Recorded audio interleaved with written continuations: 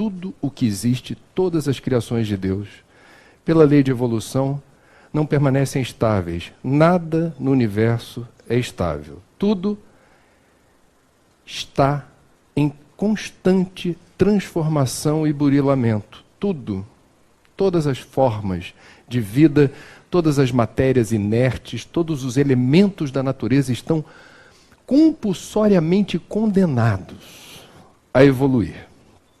E isso vale para a nossa casa comum.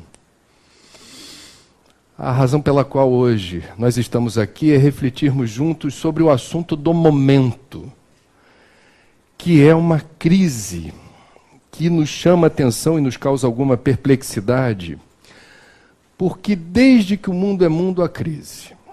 Obstáculos, dificuldades, adversidades, sempre fizeram parte da existência de todos os homens e todas as mulheres desse planeta, em todas as eras, em todos os séculos. É chovendo molhado falar de crise, mas o observador atento haverá de perceber que quando eu estou falando aqui a palavra crise, eu estou nominando algo que tem um nível de complexidade que merece atenção e foco, porque é uma crise que se desdobra globalmente e que alcança globalmente o descrédito, a falta de confiabilidade dos dirigentes políticos, como nunca se viu antes. É um fenômeno global. Aqueles que nos representam não são dignos da nossa confiança. Razão pela qual emergem ao poder pessoas que conseguem capitalizar votos dizendo: não sou político. Eu não me misturo com isso daí. Eu estou falando do Dória em São Paulo, estou falando do Trump nos Estados Unidos, e eu não quero me alongar para a vibração não cair.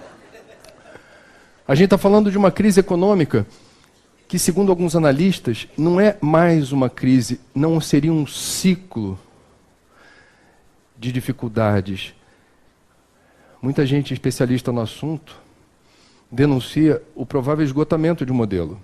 Uma dificuldade de você conseguir imaginar no longo prazo que a forma como a economia formal se estrutura consiga se perpetuar na linha do tempo como nos acostumamos a ver. O capitalismo não é sustentável. E eu não estou ideologizando o debate. Nem estou desmerecendo o empreendedorismo ou a recompensa pelo esforço. Uma crise ambiental sem precedente na história. O Brasil, campeão mundial de água doce, sofre hoje, pela primeira vez na história, Brasília enfrenta um racionamento. A maior estiagem da história do Nordeste. São Paulo enfrentou 2 anos seguidos uma crise hídrica sem precedentes que levou o paulistano a experimentar o sabor do volume morto. A Amazônia, que tem estiagens severas de 100 em 100 anos, experimentou no intervalo de 5 anos 2 crises de estiagem que quebraram o ciclo hidrológico previsível. Estou pegando o Brasil, podia ir longe no mundo. Uma crise ética, uma crise moral, uma crise de relacionamento. A depressão e patologias de ordem mental não são consideradas epidêmicas, mas pandêmicas. O fenômeno do suicídio, do autoextermínio, da autoflagelação dos jovens. Eu não quero me alongar. Eu estou tentando dizer para vocês o seguinte: estamos num recorte temporal, estamos vivendo um momento em que temos alguns elementos de convicção para dizer: está acontecendo algo agora, no geral, que difere a crise de hoje de outras crises. Essa crise é sistêmica. E ela tem diferentes configurações ao mesmo tempo. Essas crises são, em certa medida, complementares, elas se interconectam. Se você conversar com um historiador, como eu já tive o prazer de conversar, ou quem gosta de história, ele vai desqualificar o que eu estou dizendo aqui, trazendo outros elementos de convicção para lembrar. Nunca estivemos tão bem. Se a gente lembrar que de um século, há pouco mais de um século, não havia anestesia, penicilina, eletricidade, A vida média do ser humano era bem mais baixa, não havia discurso sobre direitos humanos, a gente resolvia na pancada ou a bala nossas diferenças. Lembrem-se do Livro dos Espíritos falando dos duelos. Eu sou neto de alagoano. Não faz tanto tempo assim, é menos de um século, se resolvia a bala a diferença. Não havia protocolos a serem respeitados em conflitos armados. Convenção de Genebra. Não havia Organização das Nações Unidas, não havia rede de assistência social, não havia previdência, não havia carteira assinada. E esse historiador vai dizer, uma crise sem precedentes, mas a humanidade nunca esteve tão bem. Se esse historiador tiver certo, e eu acho que ele tem alguns argumentos interessantes, eu vou tentar construir a retórica aqui, a minha narrativa, de outra forma. A diferença entre temperatura e sensação térmica. Temperatura é o que está apontando no aparelhinho do ar-condicionado, está aí com ele? 26 graus. É o que aponta o aparelho do ar-condicionado. Não quer dizer que cada um de vocês, nesse momento, tenha a sensação térmica de 26 graus. O debate não é linear, é difícil mesmo, eu tenho que ter cuidado. As coisas mais importantes da vida não são explicadas em 140 caracteres com espaço. Hashtag paciência com o orador. Deu para entender então? Nós temos uma temperatura que está lá, configurada, e uma sensação térmica que revela outro registro dessa temperatura. O que eu quero dizer? O discurso do historiador não exclui o que eu estou falando e vice-versa. A gente pode estar hoje vivendo, portanto, duas realidades distintas. Ao mesmo tempo que vivemos o apogeu da civilização em vários aspectos, nós experimentamos uma múltipla crise sem precedente na história. Como é bom ser espírita. Por quê? Porque o espiritismo traz uma resposta para isso. Em que sentido? Nós, espíritas, temos a percepção de que, não por acaso, guardamos a impressão de que esse é um momento singular na história, sim. E há uma razão para isso. Antes de falar da doutrina, eu vou falar de um místico hindu que Divaldo Franco foi à Índia conhecer, e tive a oportunidade de vê-lo, ouvi-lo, Divaldo, dizer como ele ficou perplexo com Sai Baba, na Índia, não apenas pelos prodígios nos fenômenos de efeito físico, mas pelo discurso em favor da paz universal. Esse homem, que já desencarnou, escreveu algo interessante que nos ajuda a refletir sobre esse momento. Ele disse, muitos consideram esse momento um momento trevoso, sombrio. Mas permitam-me dizer, Sai Baba, vamos imaginar um quarto, que tem uma luz que é suficiente para iluminar tudo o que você precisa enxergar no quarto. É uma luz que não ofusca, é uma luz que cumpre a sua função. E de repente você substitui essa luminária por um holofote, que extrapola muito a necessidade de iluminação do ambiente. Há uma profusão de luminosidade tão intensa que permite que você, ao entrar no quarto, enxergue além do que a outra luz permitia enxergar. E nesse processo escatológico de visibilidade daquilo que não era possível perceber, mas que essa luz intensa permite reparar, nós vamos enxergar muita coisa que a gente não vai gostar de ver. Mas não é treva, não são sombras, é luz. Nós vivemos a era em que nada do que estava oculto, escondido, velado, resiste a essa luminosidade. Isso vale para o Brasil e para o mundo. Eu não estou falando só de Operação Lava Jato, delação premiada, da capacidade de se provar ocorrências envolvendo corrupção e desvio de dinheiro sem documento. Estou falando das redes sociais. Estou falando da internet, quando a grande mídia prefere não contar uma história, não produzir uma determinada reportagem sobre qualquer assunto, a rede social ignora o que uma televisão, uma rádio, uma revista queiram ou não mostrar, e ela, a rede, essa figura genérica, por si, compartilha toda sorte de informação. Vivemos uma era em que o problema não é acessar a informação. Nunca houve tanta informação. É uma overdose, uma avalanche, uma profusão de dados, estatísticas, fotos, filmes. Cuidado com o teu aparelhinho, porque ele pode estar sendo filmando você sem você saber. Vocês sabem disso. Cuidado, bota lá um adesivo na câmerazinha quando você não estiver usando. Eu estou falando de um mundo ao avesso. Como é bom ser espírita. Porque o espiritismo nos traz uma possível explicação para tudo isso. E como eu disse sobre Gaia, nossa casa comum, Mãe Terra, como tudo evolui.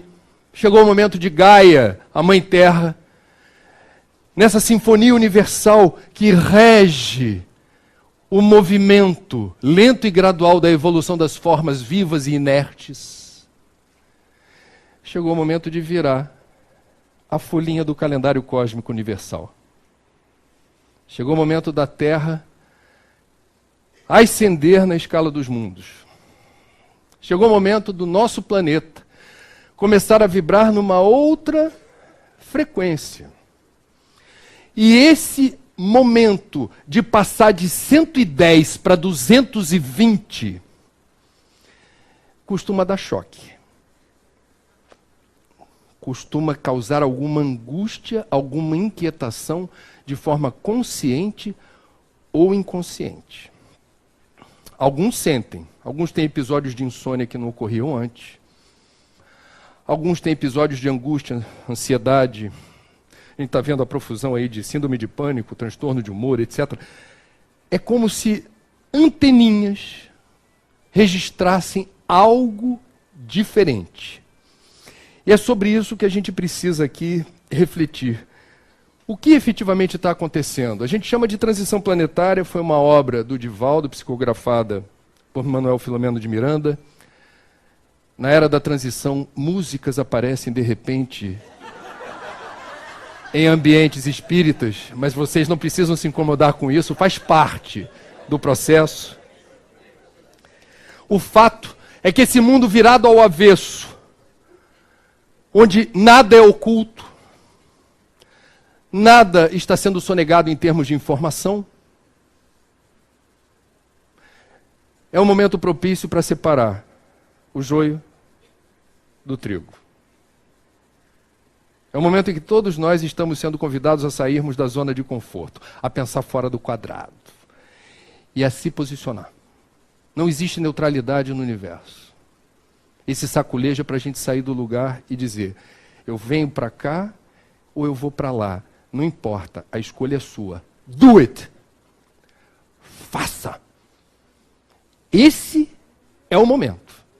É como se Deus pegasse uma caixinha com as pecinhas. As pecinhas estão ali já quase grudando no tabuleiro. Não é para grudar. Vida é movimento, vida é ação. Incessante, o tempo todo. E fizesse assim. Sai do lugar onde você se acomodou. Não vale fé de conveniência. Cuidado com a tua retórica se estiver descolada da tua atitude. A hora é de você assumir o que você é, reconhecer você no tabuleiro e verificar. Se aonde você está, tá bom. Se não estiver bom, presta atenção. Ainda há tempo para você movimentar sua pecinha no jogo. Quem somos nós? Nós somos os trabalhadores da última hora.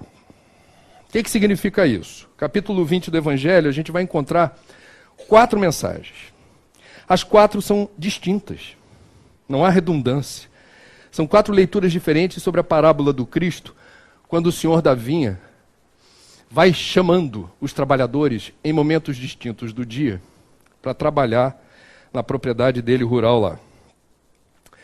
Vai convidando, está precisando de gente para trabalhar, e ao final do período dá a mesma moeda, ou seja, o mesmo valor para cada um. Uma moeda toma, uma moeda toma. E há quem fique desconfortável ou se sinta desvalorizado, desrespeitado, pelo fato de ter começado antes a trabalhar e no final do período ganha a mesma coisa do que quem começou por último. E quem questionou o senhor da vinha ouviu dele o seguinte: meu amigo, eu não vos fiz injustiça. Não acertastes comigo uma moeda pela vossa jornada? Tomai o que vos pertence e vai. Por mim quero dar a este último tanto quanto a vós.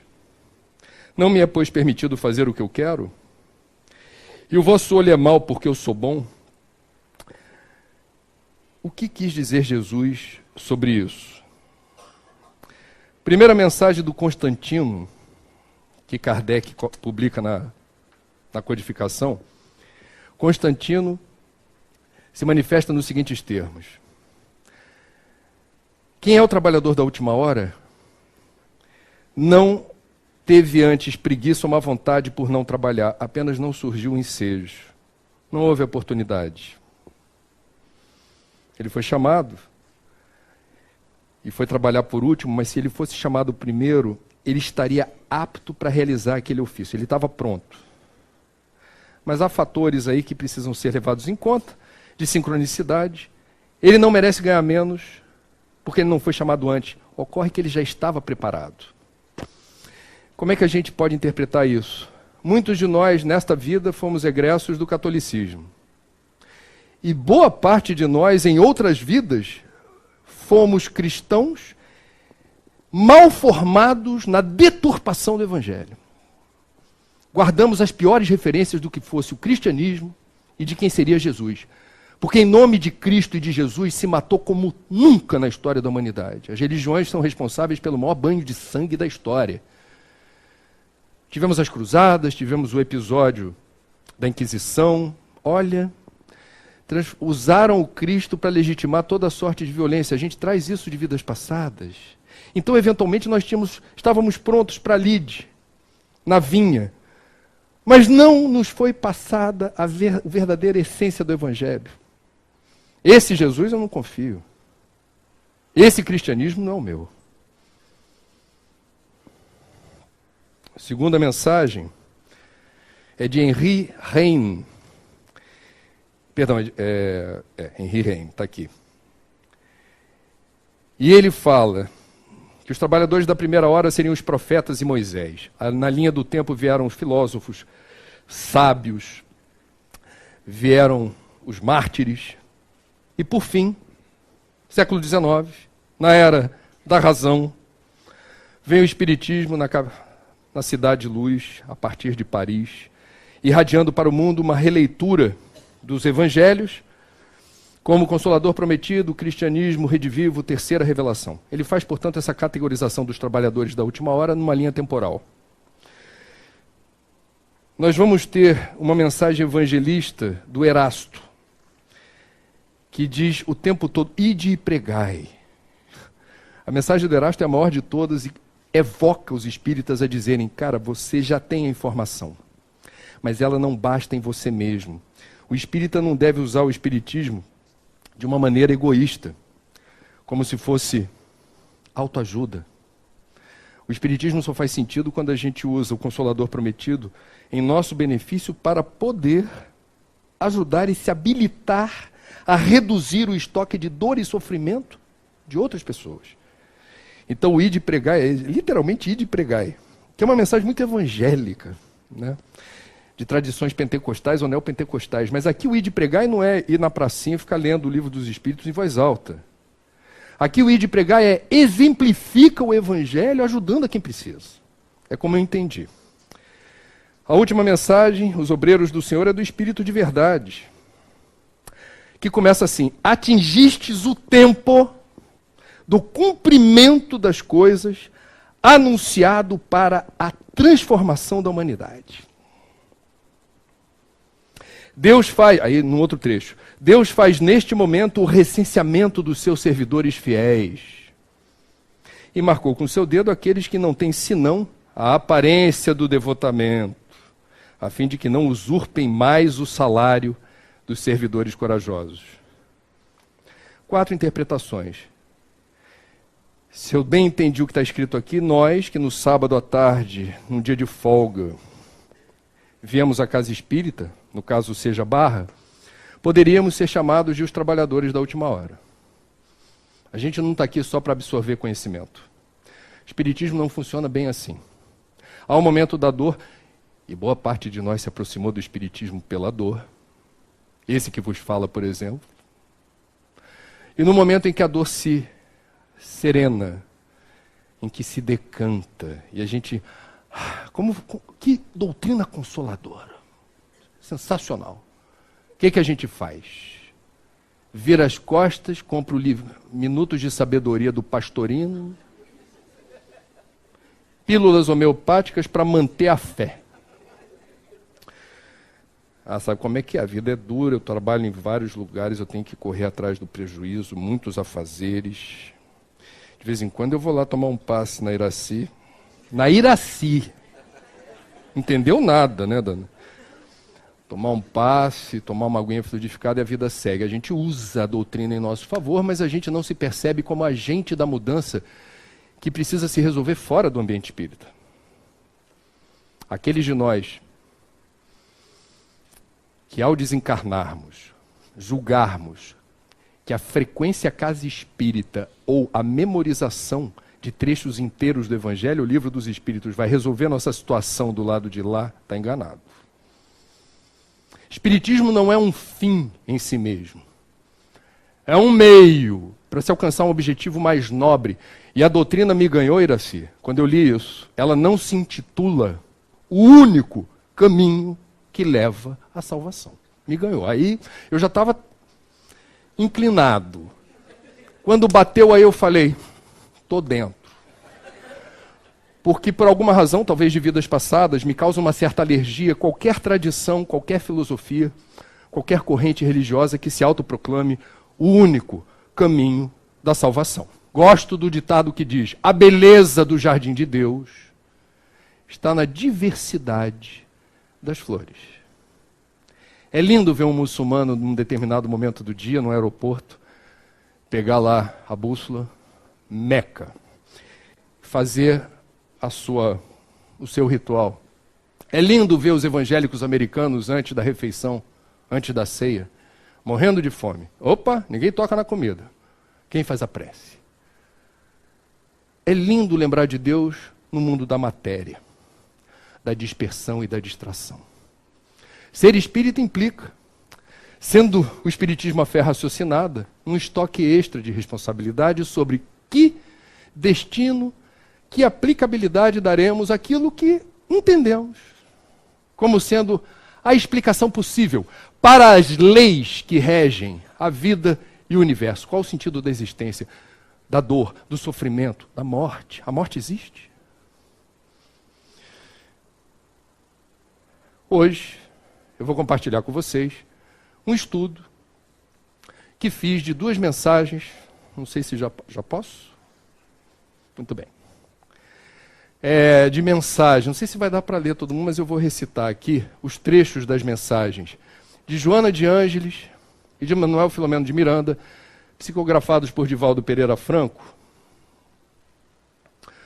A grande transição é a mensagem de Joana que eu escolhi. Ela foi psicografada em 30 de julho de 2006. Vejam que coincidência, meu aniversário. Sabe o que isso significa? Nada. Outra mensagem é Transição Planetária, de Manuel Filomeno de Miranda, foi psicografada em 9 de abril de 2010. Porque Divaldo tem muitas mensagens atribuídas a ele que ele não reconhece, eu tive o cuidado de checar se essas duas, jornalista tem que fazer isso.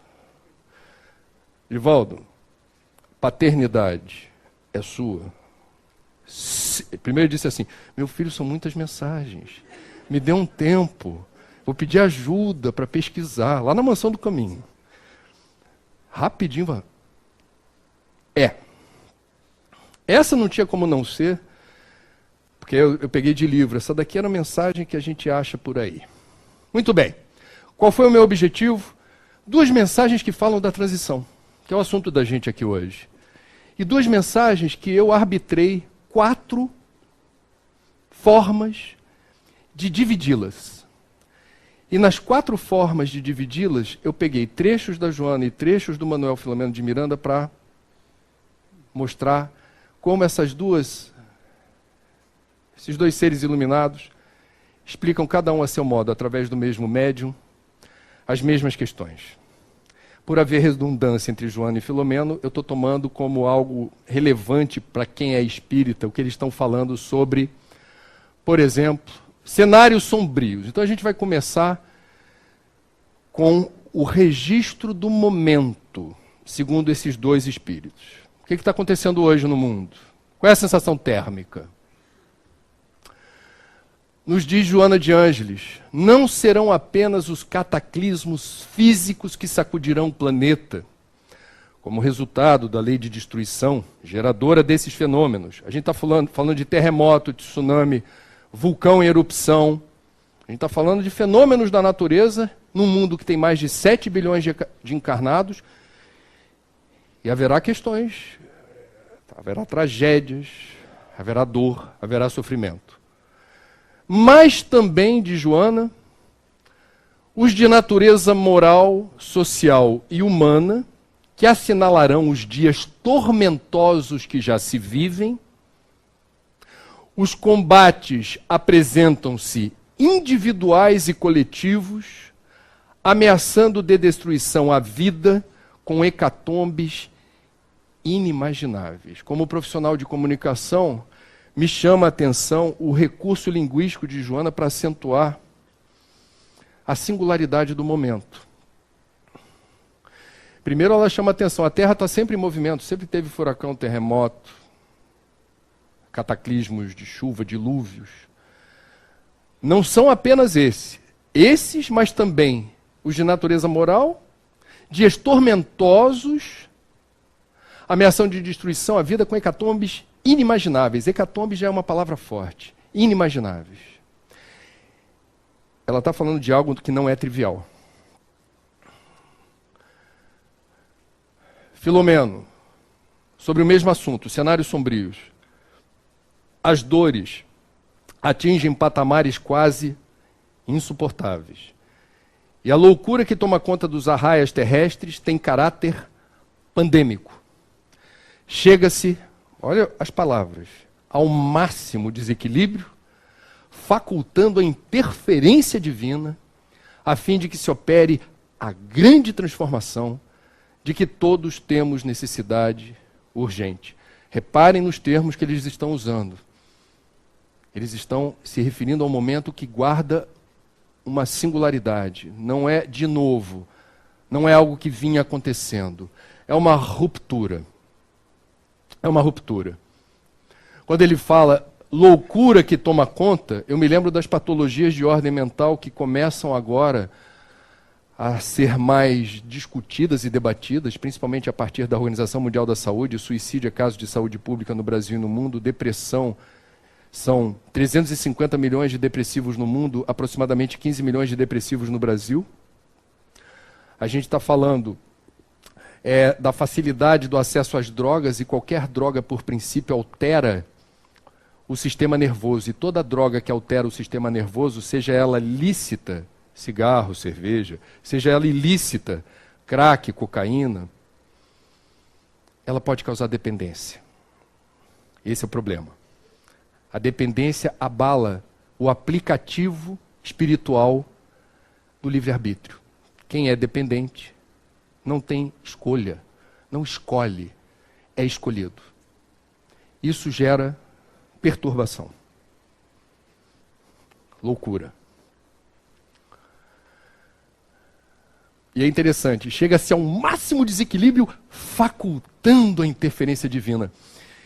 Deus não seria soberanamente justo e bom se permitisse que estivéssemos à mercê de tamanho ataque ou de circunstâncias absolutamente perturbadoras, sem algum recurso para enfrentarmos isso. Muito bem. Isso aqui é arbitrariamente, eu escolhi arbitrariamente essas retrancas. Separação do joio e do trigo. Peguei 2 trechos de cada um dos autores. Joana. Os espíritos renitentes na perversidade, nos desmandos, na sensualidade e vileza, estão sendo recambiados lentamente para mundos inferiores, onde enfrentarão as consequências dos seus atos ignóbeis, assim, renovando-se, predispondo-se ao retorno planetário, quando recuperados e decididos ao cumprimento das leis de amor. Aqui a gente entra num território mais consolador. Certos abusos, certas excrescências morais ou físicas, certas situações que nos causam indignação e revolta e que a gente não percebe a devida resposta pela justiça da terra ou a devida celeridade na punição desses que são flagrados nesses gêneros de crime, nós temos a partir de Joana a informação de que não se habilitam ao retorno à Terra. A Terra evolui na escala dos mundos, muda sua vibração. Significa que, parafraseando, eu sempre gosto de citar essa parábola do festim das bodas, só poderão entrar na festa os que estiverem vestidos adequadamente. Cristo, numa parábola, disse isso. É metafórico. Qual é a roupa adequada? É o perispírito com a voltagem e a frequência ajustados à vibração da Terra. Para cá retornaremos aqueles que tivermos a vibração compatível com a do mundo de regeneração. Razão pela qual se dá o expurgo.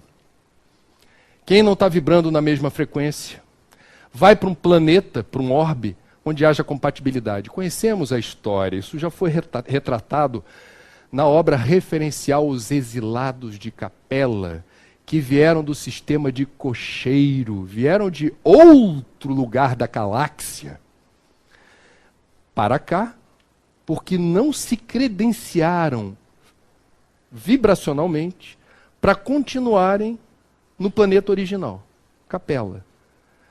Foram exilados.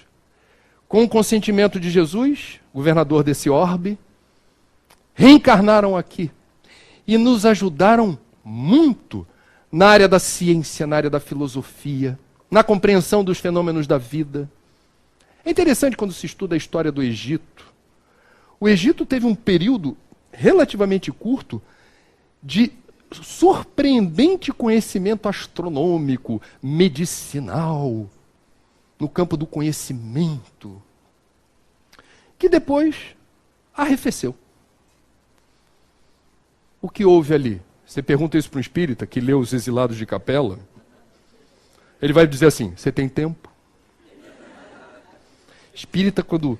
Olha, a soberba é um problema, que é um desafio espiritual. Seja humilde.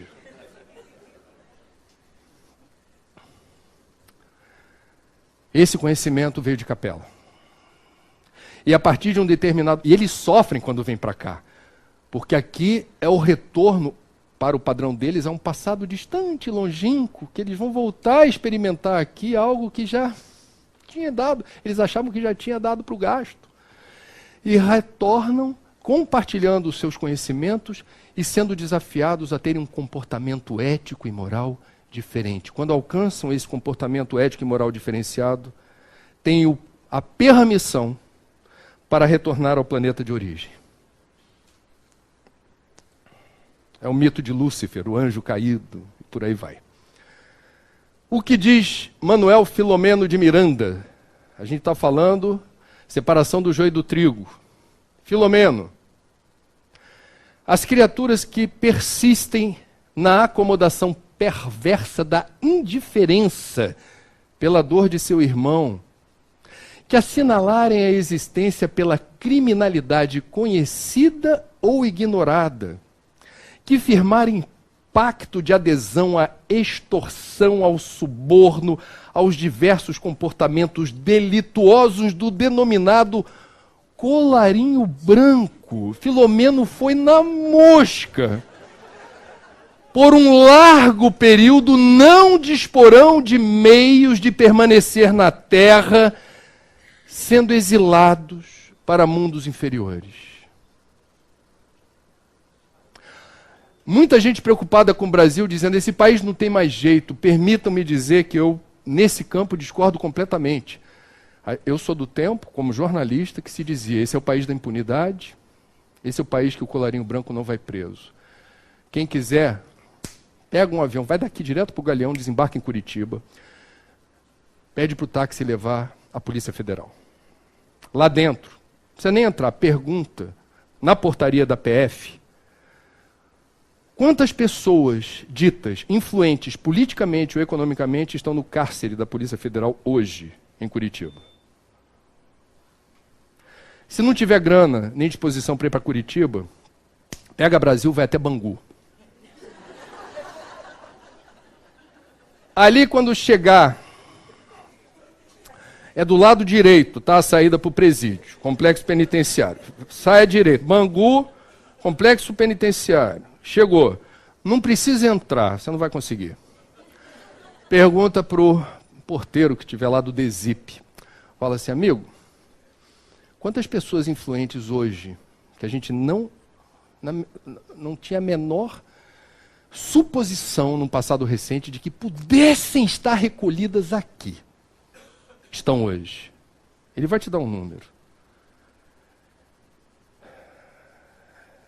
Não é bonito isso. Isso não é motivo de orgulho. Isso é um registro de uma mudança. Esse país está mudando para melhor. Nós estamos tomando um vermífugo para retirar os parasitas do caminho e recuperar a saúde. O vermífugo é forte, porque tem muito parasita. Desculpa a expressão chula, mas eu também tenho as minhas metáforas aqui para a gente tentar compreender a gravidade do momento, mas não no sentido negativo. Quando o paciente está muito debilitado por circunstâncias hostis que lhe drenam saúde e energia, o remédio é forte. Muito forte, que pode causar debilidade momentânea. Somos nós. Vai passar. Ou como diz Chico, isso também passa.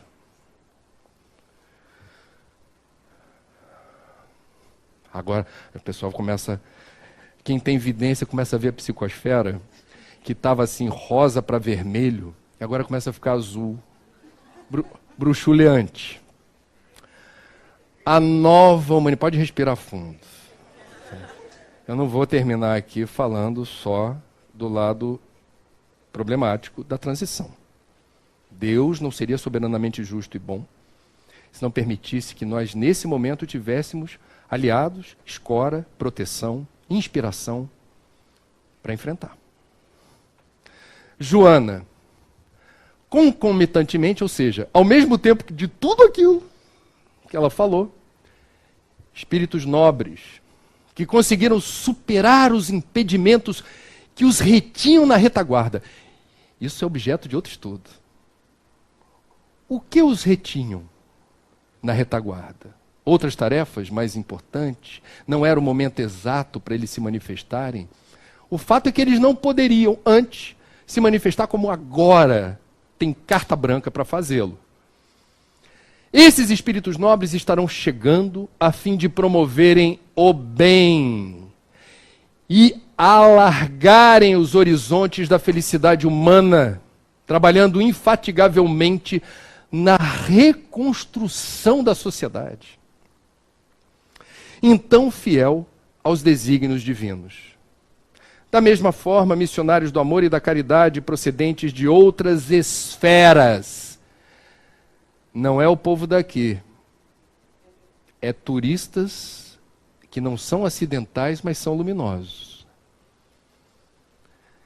Estarão revestindo-se da indumentária carnal para tornar essa fase de luta iluminativa mais amena, proporcionando condições dignificantes que estimulem ao avanço e à felicidade. Aqui a mensagem toda reporta os aliados siderais. Gostaram desse nome? É bonitinho. Eu acho lindo isso. Aliados de outros mundos que estão encarnando aqui, com a autorização de Jesus. No livro Transição Planetária, psicografado por Divaldo, explica-se claramente que eles também têm uma missão que é de introjetar no DNA humano uma outra combinação genética que propicie no nosso equipamento, material e transitório, possibilidades de interação com o plano astral e de ação aqui diferenciados. A dedução que eu faço é um corpo menos denso e com possibilidades maiores de interagirmos com o que não seja apenas visível, tangível, material. Isso já está acontecendo. Então, entre nós temos aliados siderais. Se a briga é feia, não é feio pedir ajuda. Então, a ajuda está chegando no sentido de disseminar entre nós exemplos, atitudes, valores, novas ideias, novos modelos de gestão, um novo sistema político mais participativo e transparente, novas formas de fazer arte e de inspirar as pessoas para o bem, novos protocolos de convivência entre os diferentes, novas formas de praticar religiosidade, insights filosóficos. Hashtag outra coisa. O que diz Filomeno? Espíritos, olha, são duas mensagens diferentes no intervalo de 4 anos, psicografados pelo mesmo médium. Espíritos de outra dimensão estão mergulhando nas sombras terrestres, a fim de que, ao lado dos nobres missionários do amor e da caridade, da inteligência e do sentimento, que protegem os seres da Terra, possam modificar as paisagens aflitivas, facultando o estabelecimento do reino de Deus, aqui em caixa alta, porque foi a expressão usada por Jesus.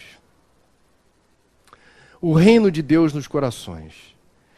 Equipes de apóstolos da caridade no plano espiritual também descem ao planeta sofrido, a fim de contribuir em favor das mudanças que devem operar.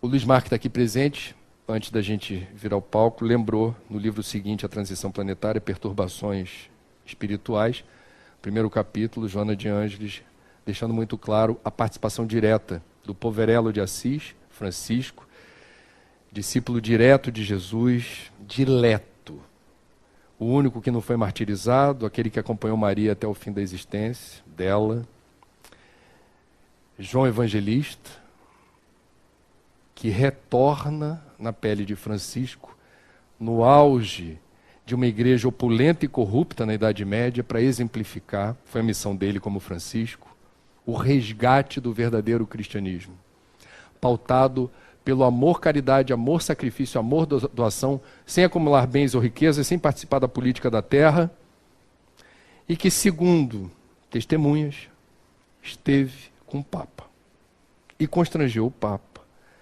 O Papa teve a percepção de que ali não julgou Francisco pelos trajes andrajosos, de mendigo. Julgou Francisco pela elevação e irradiação espiritual. A gente não entende quando lê no Evangelho como as pessoas próximas de Jesus, antes de Jesus abrir a boca, já se sentiam, de alguma forma, tocadas pela aura daquele espírito luminoso, crístico. Eu tive a oportunidade, certa vez, de fazer uma entrevista com o Dalai Lama. Estávamos em São Paulo, eu e mais 3 membros da equipe, e curioso, nenhum dos 3 professava a mesma fé. Eu, espírita, a gente ficou um tempão esperando o Dalai Lama entrar na sala, nos conhecemos profundamente, jogando conversa fora. Eu, espírita, tinha um evangélico, tinha um católico paraquedista, assim, que Eu sou católico, mas também não banda, não sei o quê. Ele ia para lá e para cá. E tínhamos um agnóstico, uma pessoa que, ou ele teve algum pudor de falar que não acreditava em nada, ou ele falou, eu não sei, não tenho nada, assim, a priori não rezo para nenhum santo. E o que aconteceu foi muito interessante, porque a gente estava esperando fazer uma entrevista, a gente estava preocupado com o aspecto técnico, será que vai dar tempo? Ele vai sentar ali, hein? A luz está aqui. Como você fez agora no estúdio? Como é que vai ser? Adentra ao salão de um hotel em São Paulo, Sua Santidade, o Dalai Lama, líder espiritual dos budistas tibetanos. O rapaz da técnica o cumprimenta, o rapaz da técnica botou o microfone de lapela, ele senta, a gente conversa um pouquinho. Não sei qual de nós dois tinha o pior inglês na hora da conversa, mas a gente se comunicou. Termina a entrevista, sai Dalai Lama, a gente ficou uns 2 ou 3 minutos em silêncio. E o silêncio ressoou. Porque não era um silêncio por falta de assunto, era um silêncio contrito. A gente tinha, naquele momento, o coração apertado no bom sentido, com a emoção de ter tido contato com um homem que de alguma forma nos impressionou apenas com a sua presença. Eu estou compartilhando isso porque foi verdade. E a gente conversou depois sobre isso e todos nós, inclusive o agnóstico. Gente, que é isso? Que homem é esse? Ele me deu de presente, ele dá de presente isso para todo mundo que ele tem algum contato. Uma espécie de pano branco, que é a tradição do Tibete, antes da invasão chinesa. É um ato de simpatia, de apreço. Quando eu voltei, tinha um encontro no Instituto de Cultura Espírita. Você lembra? E eu fui com a chá, falei, foi meu pedido de desculpa. Cheguei atrasado, mas era por uma boa causa.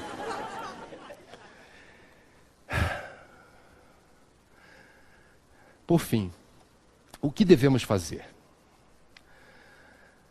E é curioso isso, a espiritualidade maior não gosta de dar de forma objetiva o que cada um de nós deve fazer. Quem tem acesso à reunião mediúnica, às vezes fica esperando uma mensagem por escrito, uma psicografia. Você está na dúvida se você vai fazer medicina ou veterinária. Aí você fica esperando uma mensagem que o espírito de luz diga, é isso. Se for espírito de luz, não vai dizer. Porque evolução é mérito. Ninguém evolui pelo outro. Você ajuda, propicia, tenta não atrapalhar. Mas evolução é resultado das escolhas que você faz. O espírito de luz está ali para dizer, serenidade, calma, meu irmão. Calma, vai dar certo. E se você, por acaso, lá na frente descobrir que não é, a vida segue, muda. Não há problema. O risco é inerente à existência. Então não queira acertar sempre. O que eles estão dizendo para a gente enfrentar esse momento de transição tão turbulento? A sensação térmica não é boa. Quem mora no Rio de Janeiro hoje sabe o que eu estou falando. A crise aqui é diferente. Ela tem um gradiente de perturbação, de agonia, de desespero, porque a gente está vendo, como nunca vimos nesse estado e particularmente nessa cidade, uma combinação de fatores que nos deixa aflitos. Então, especialmente nós no Rio de Janeiro, precisamos ter atenção no exercício que fazemos, no uso do espiritismo em favor da coletividade, porque ela está ressentida, ela está fragmentada, ela está fraturada. Nunca a nossa fé foi tão testada nessa parte do globo. Joana de Ângeles. A melhor maneira, portanto, de compartilhar conscientemente da grande transição. Veja que bonitinho. Compartilhar conscientemente da grande transição. Não é sombra, é luz. Holofote. É através da consciência de responsabilidade pessoal, realizando as mudanças íntimas que se tornem próprias para a harmonia do conjunto.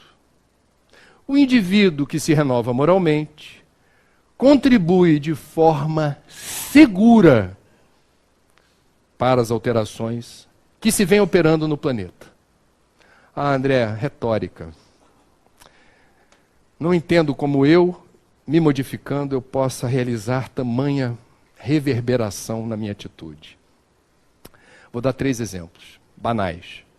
Experimenta pegar um lixo que nasceu na rua e ver a reação das pessoas próximas que parecem indiferentes ao resíduo. Causa um constrangimento. Como assim? Experimenta parar no sinal vermelho quando o cara que está atrás de você vê que o sinal fechou, você está numa certa velocidade e fala, vai que eu vou. Aí você chega e para. Experimenta. Sociologicamente é um exercício curioso. Já aconteceu comigo mais de uma vez. Se você está na frente e para, não raro, quem está atrás dá uma freada brusca, olha para você, de ladinho, né? Parou do lado. O que eu fiz? Eu estou no meu carro, eu parei. Não. Você cumpriu uma regra e causou constrangimento a ele que estava prestes a descumprir. Por alguma razão, a partícula Deus dele, a consciência falou, para. E ele para a contragosto. Terceiro, certa vez eu fiz um curso de meditação transcendental com o professor Kleber Tani, lá no Leblon. E esse professor gostava de compartilhar pesquisas, principalmente nos Estados Unidos, que são os campeões de pesquisas, análise. E a pesquisa mostrava como uma pessoa praticante de meditação conseguia modificar padrões de comportamento da vizinhança. Pela prática consistente de meditação. Diuturna. Não é que a vizinhança ficou melhor, mas você conseguia medir certos indicadores de conflito, de briga, de estresse, que arrefeciam à medida que, na linha do tempo, aquela prática meditativa que irradiava algo, porque aí o Kleber tem o cuidado de dizer, algo, determinava uma mudança de padrão comportamental. Aí vamos usar espiritismo. Provavelmente a psicosfera. Porque a parede é uma ilusão. Você mora num prédio, chão, parede e teto não separam você do teu condomínio. Está claro isso? As energias são intercambiadas o tempo inteiro. Se você faz culto do evangelho no lar, no teu condomínio, o benefício não é só para o seu lar. Porque essa irradiação atravessa parede, chão, teto e às vezes vai embora, hein? Vai embora. A espiritualidade pega esse fluido em equilíbrio, luminoso, e fala, com licença, que eu estou levando aonde precisa. Alguém que se esforce para se aquietar, serenar, vibrar numa outra frequência, do ponto de vista estritamente físico, quântico, partícula-onda. Num dado momento, a prática regular disso começa a reforçar o estoque de vibração que interfere em outras psicosferas. Isso é profundo demais. A forma como o universo está interconectado é muito bonita.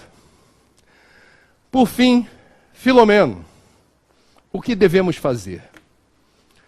Não temos outro objetivo senão estimular os servidores do bem. Não temos outro objetivo. Olha como é que ele coloca os termos. Não temos outro objetivo senão estimular os servidores do bem a prosseguirem no ministério a qualquer custo, sem desânimo, nem contrariedade, permanecendo certos que se encontram amparados em todas as situações, por mais dolorosas se lhes apresentem. Nunca estamos sós. Não nos lembramos do período pré-reencarnatório. Vocês estão agora amaldiçoando o fato de estarem vivos no Brasil, especialmente no Rio de Janeiro, nesse período. É ou não é? De vez em quando vocês não se flagram dizendo, meu Deus, como assim? Por que eu aqui e agora?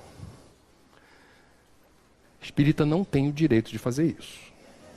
Porque espírita sabe que vida é prova escolhida. E quando a gente tem o privilégio de se aproximar de uma doutrina que promove a fé raciocinada, a gente não usa a palavra que é fundamental para outras tradições, que é o mistério. Mistério não explica nada para a gente. A gente sabe o que está acontecendo, a gente sabe por que está acontecendo, e vamos ser sinceros, a gente sabe o que a gente está fazendo aqui. A gente não está aqui para promover o agravamento da dor, do sofrimento, da desigualdade, da perplexidade, do desânimo, do desalento. Não. A gente está aqui para reforçar o estoque de fé, confiança, otimismo, a percepção de que o futuro inequivocamente será melhor e que por mais difíceis que sejam os momentos do porvir, isso também vai passar. A gente está aqui para semeadura. Não tenham a ambição de ver o resultado da bolota virar planta ou árvore. Se contentem em fazer a parte que nos cabe, na escala de tempo que temos. Isso vai se resolver numa escala de algum tempo. Eu tenho 50, eu digo para vocês, eu não vou ver o resultado disso. E eu trabalho com o meu psiquismo, com a minha autoestima o tempo todo dizendo, a parte que nos cabe nessa etapa da Terra não é outra senão persistir, fazer o que a gente sabe ser o certo. Não vou ver nesse momento os resultados. É uma questão de fé? É. Faz sentido resgatar o legado do Cristo através de seus discípulos quando disse, vigiai e orai. Mente em alerta. Liga todos os sensores. Porque quando a gente está à deriva na vida, há um arrastão que leva. Quem está muito solto por aí, sem saber direito o que está acontecendo e se deixando levar pelo mundo das sensações e das recompensas imediatistas, rapidamente se percebe numa armadilha. Isso é doloroso. Quem tem a informação que a doutrina passa é um privilegiado. Não basta usar a doutrina como autoajuda. O momento é tão sério, é tão singular, que nós precisamos ser o elemento que traz esperança. A gente precisa renovar todo dia a nossa fé. Todos os dias nos lembrarmos dos preceitos que sustentam a fé raciocinada. Não vou ver qualquer programa de televisão, não vou ouvir qualquer música, não vou comer qualquer alimento pesado que me deixe indisposto, não quero ficar perto muito tempo de qualquer pessoa que me deixe para baixo. Eu vou cuidar de mim. Por quê? Porque eu faço parte de um plano. Eu faço parte de um projeto. Obrigado, vizinho chato. Obrigado, patrão que me persegue. Obrigado, família problemática. Porque eu estou sendo testado na minha fé.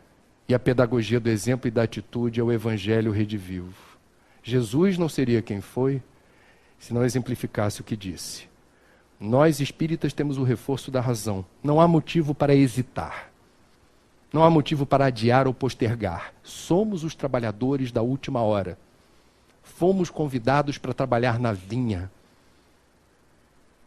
A hora é de agir. Obrigado pela atenção.